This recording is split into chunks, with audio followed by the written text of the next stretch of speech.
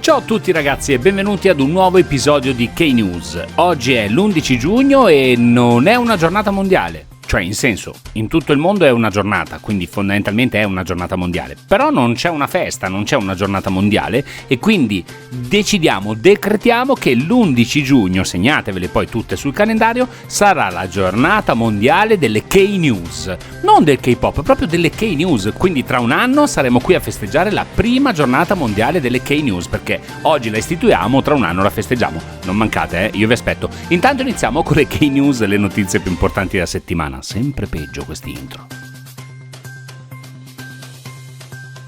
Nella settimana che ha segnato il loro grandissimo ritorno non potevamo non aprire con una notizia riguardante gli EXO. Al momento in cui stiamo registrando probabilmente molti record devono essere ancora raggiunti e battuti, ma l'importanza del loro ritorno è già stata sottolineata alla vigilia dal numero di prevendite dello special album Don't Fight the Feeling, 1.220.181, un record personale per il gruppo. Ringraziamo quell'uno che almeno non ci ha fatto la cifra tonda.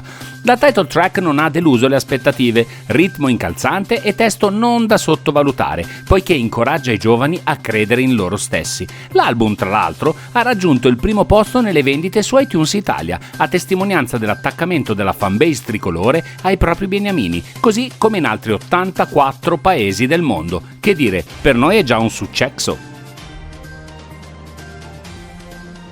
Gli Stray Kids conquistano la corona di Kingdom. Al termine di un'epica battaglia all'interno di uno degli show più seguiti di questa prima parte del 2021, il gruppo della JYP ha raggiunto il gradino più alto del podio, confermandosi una delle realtà più interessanti della scena. Il leader Bang Chan e i suoi compagni hanno preceduto i The Boys, vincitori del programma Road to Kingdom, confermatisi ad altissimo livello, e gli ATEEZ, medaglia di bronzo. Fuori dai primi tre i B2B, iKON ed SF9, che però hanno comunque ben figurato, mettendo in mostra il proprio talento e le proprie abilità. Complimenti a tutti quindi, e in particolar modo agli Stray Kids, che hanno regalato una bella soddisfazione a se stessi e ai fan. Stray Kids, Stray King.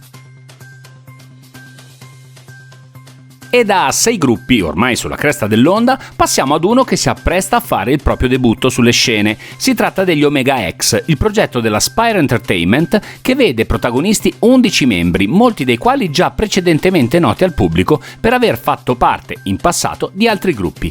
Reset e ripartenza per una nuova avventura, con un nuovo nome e nuove ambizioni. Il debutto, come rivelato dai teaser degli scorsi giorni, è atteso per il 30 giugno, con il mini album Vamos! I fan dei vecchi gruppi non stanno più nella pelle e le aspettative sono alte, ma siamo certi che non rimarranno delusi. Un'altra idol che sta vivendo un po' una seconda vita è Minzy, ex rapper delle 21. Finita l'avventura con il gruppo nel 2016, dopo 7 anni di attività ha proseguito la propria carriera da solista, facendo uscire un primo EP nel 2017. L'ultimo singolo, Lovely, è datato 24 maggio 2020, ma a poco più di un anno di distanza è pronta a tornare con un nuovo lavoro. Sebbene i dettagli non siano ancora molti, sappiamo che uscirà a luglio e che una delle canzoni contenute nell'album avrà un ritmo energetico adatto all'estate. Pronti a ballarla sulla spiaggia? E dopo aver ballato sulla spiaggia siamo pronti a salire sulla nostra macchina del tempo per fare un viaggio lungo, ci spostiamo di un po' di anni. No, non vi voglio anticipare nulla, vi dico solo che questo accadde oggi si lega molto a ciò che è accaduto questa settimana, quindi è finita la scuola e forse di scuola si parlerà. Amici, ciao a tutti, come state? Ben ritrovati in una nuova puntata di Accadde Oggi.